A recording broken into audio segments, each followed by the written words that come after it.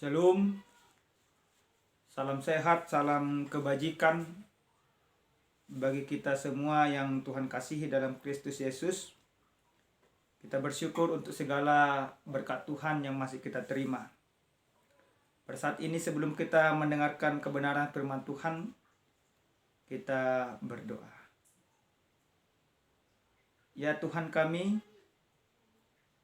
percaya bahwa kasih setiamu lah yang bisa menghidupkan kami dan menyelamatkan kami hingga pada saat ini.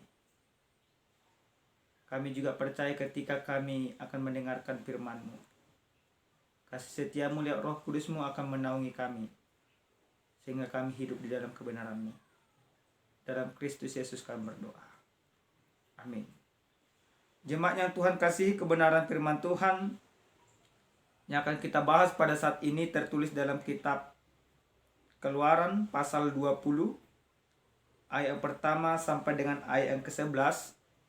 Demikian firman Tuhan. Lalu Allah mengucapkan segala firman ini. Akulah Tuhan Allahmu yang membawa engkau keluar dari tanah Mesir, dari tempat perbudakan. Jangan ada padamu Allah lain di hadapanku. Jangan membuat bagimu patung yang menyerupai apapun yang ada di langit di atas, atau yang ada di bumi di bawah, atau yang ada di dalam air di bawah bumi. Jangan sujud menyembah kepadanya atau beribadah kepadanya. Sebab aku Tuhan Allahmu adalah Allah yang cemburu, yang membalaskan kesalahan bapa kepada anak-anaknya, kepada keturunan yang ketiga dan keempat dari orang-orang yang membenci aku. Tetapi aku menunjukkan kasih setia kepada beribu-ribu orang, yaitu mereka yang mengasihi aku dan yang berpegang pada perintah-perintahku. Jangan menyebut nama Tuhan Allahmu dengan sembarangan, sebab Tuhan akan memandang bersalah orang yang menyebut namanya dengan sembarangan. Ingatlah dan kuduskanlah hari Sabat. 6 hari lamanya engkau akan bekerja dan melakukan segala pekerjaanmu. Tetapi hari ketujuh adalah hari Sabat Tuhan Allahmu. Maka jangan melakukan sesuatu pekerjaan. Engkau atau anakmu laki-laki, atau anakmu perempuan, atau hambamu laki-laki, atau hambamu perempuan, atau hewanmu, atau orang asing yang di tempat kediamanmu. Sebab 6 hari lamanya Tuhan menjadikan langit dan bumi, laut dan segala isinya, dan ia berhenti pada hari ketujuh. Itulah sebabnya Tuhan memberkati hari Sabat dan menguduskannya. Sampai di sana kebenaran firman Tuhan. Jemaat yang Tuhan kasih di dalam Kristus Yesus, seorang Aristoteles pernah membuat suatu pendapat. Dia berkata bahwa hukum merupakan suatu aturan yang mengikat, yang tujuannya untuk menenteramkan setiap orang yang ada di bawah hukum itu. Pada saat ini, pada saat kebenaran firman Tuhan yang kita dengarkan, bagaimana ketika Tuhan menuntun bangsa Israel keluar dari tanah perbudakan, sebelum mereka sampai ke tanah Kanaan, yang pertama sekali Tuhan memberikan suatu aturan dan hukum yang harus dipatuhi oleh bangsa itu. Tujuan daripada Tuhan memberikan hukum ini tidak lain adalah untuk membedakan umat pilihan Tuhan, bangsa yang diberkati Tuhan, dengan bangsa-bangsa yang tidak mengenal Tuhan.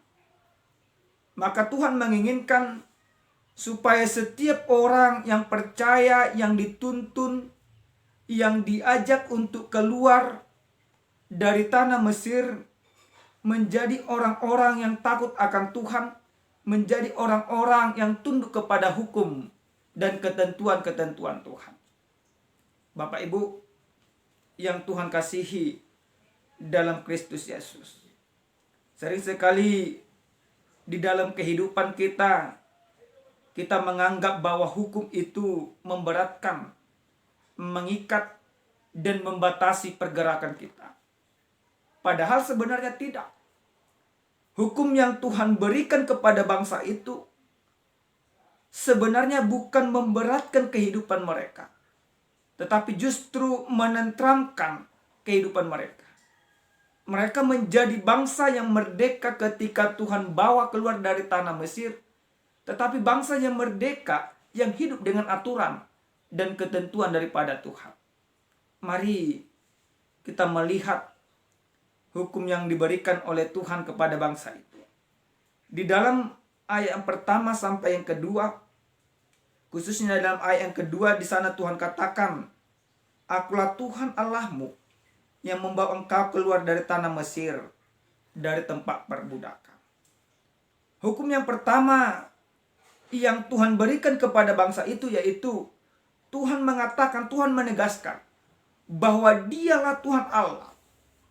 Ini perlu Tuhan sampaikan supaya bangsa itu menyadari bahwa Tuhan yang menuntun mereka, yang membawa mereka adalah Tuhan yang sebenarnya. Tuhan yang menciptakan langit dan bumi. Tuhan yang memberikan kehidupan. Tuhan yang berkuasa atas segalanya. Bukan seperti Tuhan yang dijumpai oleh bangsa Israel ketika mereka di tanah Mesir. Dalam ayat yang kedua ini, dengan tegas Tuhan katakan, "Akulah Tuhan Allahmu yang membawa engkau keluar dari tanah Mesir." Baru Tuhan tegaskan, jangan ada padamu Allah lain di hadapanku. Kenapa Tuhan perlu menekankan ini? Karena ketika bangsa itu berada di tanah Mesir, ada banyak Allah-Allah, ilah-ilah yang ada di sana. Ada Allah kesuburan, ada Allah peperangan, dan masih banyak lainnya. Setiap bidang, setiap situasi mempunyai Allah tertentu. Tetapi Allah yang ada di Mesir pada saat itu adalah Allah buatan tangan manusia. Manusia yang membuat, orang-orang Mesir yang membuat, petinggi-petinggi Mesir yang membuat dan menjadikan apa yang mereka buat itu untuk disembah. Ini tentu tidak benar. Dan Tuhan ingin memberikan pemahaman yang sesungguhnya kepada mereka. Yaitu siapa Allah yang sesungguhnya. Allah yang sesungguhnya yaitu Allah yang menuntun bangsa itu keluar dari tanah Mesir. Lalu di ayat yang keempat, Tuhan katakan, jangan membuat bagimu patung yang menyerupai apapun yang ada di langit. Jangan membuat bagimu patung. Jika Raja Firaun, khususnya Raja Ramses pada saat itu, berkata bahwa dialah titisan daripada dewa matahari, makanya setiap orang yang dibawa kekuasaan daripada Firaun, dibawa kekuasaan Raja Mesir pada saat itu, harus menyembah dia. Dia yang membuat, dia yang harus disembah. Tentu ini tidak seperti yang Tuhan inginkan. Makanya Tuhan katakan, jangan membuat bagimu patung yang menyerupai apapun yang ada di langit. Entah engkau melihat malaikat-malaikat dan engkau membuat yang kau lihat, yang kau pahami ini menjadi suatu buatan tanganmu, lalu engkau menyembahnya, maka itu salah. Makanya Tuhan katakan, jangan membuat bagimu patung yang menyerupai apapun di langit, di atas, di bumi, di bawah, dan di dalam air. Jangan sujud menyembah kepadanya. Karena apa? Karena Tuhan yang sesungguhnya bukanlah Tuhan yang dibuat manusia, tetapi justru Allah yang menciptakan manusia.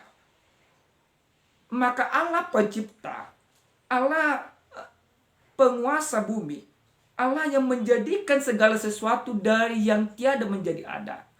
Hanya dialah Allah yang pantas dipuji dan disembah. Bukan Allah buatan tangan manusia. Makanya dalam hukum yang kedua ini Tuhan katakan, jangan membuat bagimu patung yang menyerupai apapun yang ada di langit. Jangan berkeyakinan kepada Allah-Allah yang lain. Jangan berkeyakinan kepada ilah-ilah, baik ada di langit atau yang ada di bumi atau yang ada di dalam air. Karena apa? Karena ilah-ilah yang ada di sana tidak akan pernah bisa menyelamatkan. Karena ilah-ilah yang ada di sana adalah Allah-Allah yang mati. Tetapi Allah yang disembah, Allah yang menuntun bangsa itu keluar dari tanah Mesir, bukan Allah yang mati, tetapi Allah yang hidup dan yang memberikan kehidupan. Jadi, sekuat apapun keyakinan orang percaya kepada ilah-ilah yang lain, tetapi semuanya itu ada di bawah kekuasaan daripada Allah pencipta, dari yang tiada menjadi ada. Bapak Ibu yang Tuhan kasihi dalam Kristus Yesus, dalam ayat yang berikutnya, dalam hukum yang berikutnya, dalam ayat yang ke-7, Tuhan katakan, jangan menyebut nama Tuhan Allahmu dengan sembarangan, sebab Tuhan akan memandang bersalah orang yang menyebut namanya dengan sembarangan. Ada suatu aturan dan ketentuan yang Tuhan buat. Tuhan katakan jangan menyebut nama Tuhan Allahmu. Kenapa hal ini perlu Tuhan sampaikan? Jangan sampai kita berlindung kepada pengertian yang salah. Menyebut nama Tuhan Allah sering sekali dilakukan oleh orang-orang yang tidak beriman. Dia sudah bersalah, dia sudah berdosa, dia sudah melakukan banyak pelanggaran. Tetapi untuk menutupi segala pelanggarannya ini, dia mengatakan dia bersumpah demi Tuhan. Dia bersumpah dengan Allah. Dia memperalat nama Allah untuk membenarkan dirinya. Ini tentu tidak diinginkan oleh Tuhan dan tidak bisa. Tetapi setiap orang yang menyebut nama Tuhan Allah, berarti ada di sana pengakuan dan ada ketaatan. Ada kesungguhan dan ada kekudusan. Maka setiap orang yang menyebutkan nama Tuhan Allah, berarti dia harus taat kepada ketentuan yang Tuhan tetapkan. Berarti dia harus mempunyai hidup kudus. Maka ini menjadi suatu larangan. Apa yang terjadi, apa yang sudah dilakukan oleh bangsa Israel ketika mereka di tanah Mesir, yang dengan gampangnya menyebutkan nama Tuhan, menyebutkan nama ilah, menyebutkan nama dewa, untuk menutupi segala kesalahan dan kebobrokannya, maka tentu ini tidak bisa dilakukan lagi. Karena apa? Karena Allah yang disebutkan di dalam doa, karena Allah yang disebutkan di dalam pujian adalah Allah yang kudus dan Allah yang maha kuasa. Jadi jangan sembarangan menyebut nama Tuhan Allah. Ketika engkau menyebutkan nama Tuhan Allah di dalam kehidupanmu, akuilah dia di dalam ketaatan dan kerendahan hatimu. Jangan engkau menyebutkan namanya ketika engkau ingin membenarkan diri dari segala keberdosaanmu. Tentu Tuhan akan menghukum orang yang menyebutkan namanya dengan sembarangan. Lalu ayat berikutnya, ayat ke-8 sampai dengan ayat yang ke-11. Di sana Tuhan mengingatkan bangsa itu supaya mereka mengingat dan menguduskan hari Sabat. Dikatakan ingat dan kuduskan hari Sabat. 6 hari lamanya engkau bekerja. 6 hari lamanya engkau mencari segala keperluanmu. 6 hari lamanya engkau mencari segala kebutuhanmu. Engkau harus memberikan 1 hari untuk menyembah Tuhan. Yang artinya seperti apa Bapak Ibu jemaat Tuhan? Kalau kita melihat dalam katekismus Martin Luther, katekismus kecil Martin Luther, jelas di sana dikatakan maksudnya kita harus takut serta kasih kepada Allah. Sebab itu jangan menganggap rendah akan ajaran dan firman Allah. Hendaklah kita menghormati dan menguduskan firman Allah, dan hendaklah kita tekun mendengarkan dan mempelajarinya. Artinya seperti apa? Artinya lewat kita menyadari dan menguduskan hari Sabat bagi Tuhan Allah, berarti kita benar-benar menyerahkan seluruh kehidupan kita secara totalitas hanya untuk menyembah dan mempermuliakan nama Tuhan. Bapak Ibu yang Tuhan kasihi dalam Kristus Yesus, tema kita dalam minggu Okuli yang sampai kepada kita pada saat ini dikatakan kasih kepada Allah. Bagaimana hubungan kasih kepada Allah dengan aturan, ketentuan yang Tuhan berikan kepada bangsa Israel dan juga kepada kita pada saat ini. Yang pertama sekali, lewat kebenaran firman Tuhan ini kita harus menyadari bahwa aturan, ketentuan, dan hukum yang Tuhan berikan kepada bangsa Israel dan kepada kita sebenarnya yaitu sebagai wujud cinta kasih Allah kepada kita.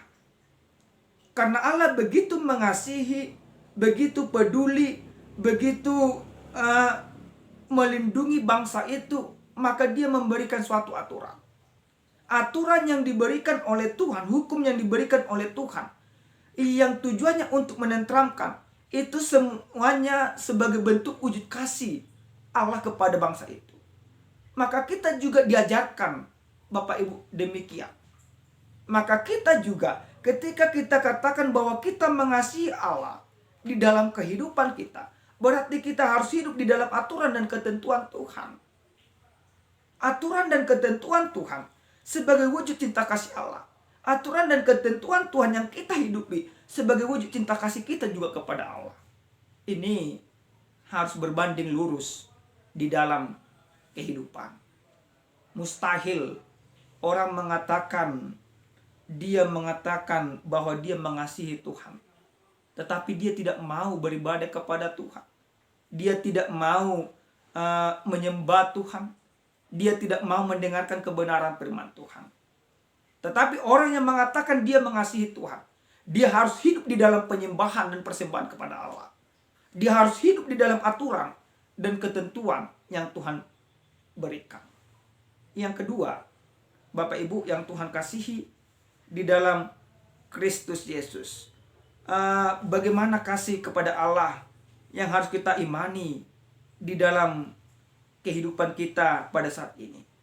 Yang kedua, seperti yang dikatakan dalam minggu kita, minggu Okuli, yang berkata mataku tertuju kepada Tuhan.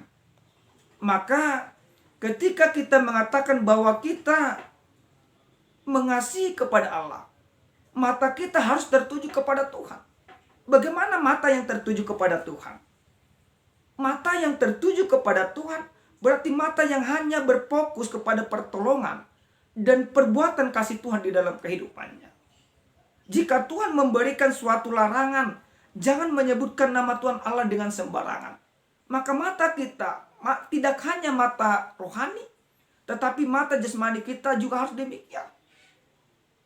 Jika engkau pada saat ini di dalam kehidupanmu sering sekali membenarkan diri memperalat nama Tuhan di dalam kehidupanmu, di dalam keberdosaanmu, maka lewat firman Tuhan pada saat ini engkau diingatkan, kita diingatkan, jangan lagi demikian. Mata yang tertuju kepada Tuhan sesuai dengan minggu Okuli ini mengajarkan kepada kita ada kejujuran di dalam kehidupan. Mengasihi Tuhan merupakan suatu panggilan bagi setiap orang yang percaya. Mengasihi Tuhan berarti kita hidup di dalam ketentuan dan ketetapan Tuhan. Yang ketiga, Bapak Ibu yang Tuhan kasihi di dalam Kristus Yesus. Jika para teolog perjanjian lama, para ahli Alkitab mengatakan bahwa hukum Taurat yang pertama sampai keempat ini tertuju sebagai bentuk kasih manusia kepada Tuhan dan kasih Tuhan kepada manusia. Tetapi sebenarnya lebih daripada itu. Ini mau mengajarkan kepada kita bagaimana sebenarnya kasih Allah benar-benar semakin nyata ke dalam kehidupan kita. Bagaimana sebenarnya Allah mengasihi bangsa itu sehingga Allah hanya memberikan aturannya kepada bangsa itu. Maka kasih Allah yang kita imani pada saat ini tidak lagi hanya terdapat di dalam hukum Taurat, Tetapi kasih Allah yang sesungguhnya benar-benar Allah nyatakan di dalam diri Yesus Kristus. Makanya di dalam kitab Matius jelas Tuhan Yesus katakan, kasihilah Tuhan Allahmu dengan segenap hati dan dengan segenap kekuatanmu dan dengan segenap pikiranmu, dan kasihilah sesamamu manusia. Maka kasih Allah yang benar-benar Tuhan nyatakan di dalam kehidupan kita itu benar-benar nampak di dalam diri Yesus Kristus. Kasih Allah tidak lagi hanya di dalam aturan dan ketentuannya di dalam hukum Taurat, tetapi semuanya disempurnakan di dalam diri Yesus Kristus. Maka firman ini mengajak kita untuk masuk ke dalam diri Yesus Kristus, untuk percaya kepada Yesus Kristus tanpa ada kekhawatiran, tanpa ada kebimbangan, tetapi dengan sungguh-sungguh. Karena kesempurnaan dari hukum Taurat ini semuanya disempurnakan di dalam diri Yesus Kristus. Karena benar yang Paulus katakan, percaya kepada hukum Taurat tidak akan mampu menyelamatkan hidupmu. Tetapi percaya kepada Yesus Kristus, maka keselamatan menjadi bagianmu. Bapak Ibu yang Tuhan kasihi dalam Kristus Yesus, seluruh hukum Taurat sudah disempurnakan di dalam Yesus Kristus. Tuhan tunjukkan kasih-Nya di dalam Yesus Kristus. Maka kita juga terpanggil untuk hidup di dalam Yesus Kristus. Kita terpanggil untuk mengasihi Tuhan dengan sungguh-sungguh. Jika engkau mengasihi Tuhan dengan sungguh-sungguh, maka engkau harus mau berkorban di dalam kehidupanmu. Mengorbankan waktumu untuk menyembah Tuhan. Mengorbankan segala sesuatu yang ada padamu untuk menyembah Tuhan. Kasihilah Tuhan dengan segenap hatimu. Dan hidupilah kasih Tuhan. Dengan cara apa? Dengan cara engkau mampu juga mengasihi sesamamu. Mustahil engkau mengatakan engkau mengasihi Tuhan, tetapi engkau mengindahkan sesamamu. Orang yang mengatakan bahwa dia mengasihi Tuhan, berarti dia harus hidup di dalam aturan Tuhan. Dan dia harus menunjukkan kasih-Nya kepada sesamanya. Karena itulah yang diinginkan oleh Tuhan. Tuhan memberikan aturan kepada bangsa Israel. Tuhan juga memberikan aturan kepada kita untuk hidup di dalam kasih-Nya sesuai dengan perintah Tuhan. Hiduplah di dalam kasih Tuhan, maka engkau akan terberkati di dalam setiap kehidupan dan pergumulanmu. Amin. Kita berdoa. Terima kasih ya Tuhan Allah kami yang maha baik. Benar ya Tuhan, bahwa Engkau adalah Allah yang mengasihi kami, Allah yang menuntun kami, Allah yang melawat kami, Allah yang senantiasa memelihara kehidupan kami. Terima kasih buat semuanya. Benar ya Tuhan, bahwa kasih-Mu Engkau wujud nyatakan di dalam diri Yesus Kristus. Ajari kami untuk sungguh-sungguh percaya di dalamnya. Terima kasih Bapa. Dalam Kristus Yesus kami berdoa. Amin. Shalom. Tuhan Yesus memberkati kita semua.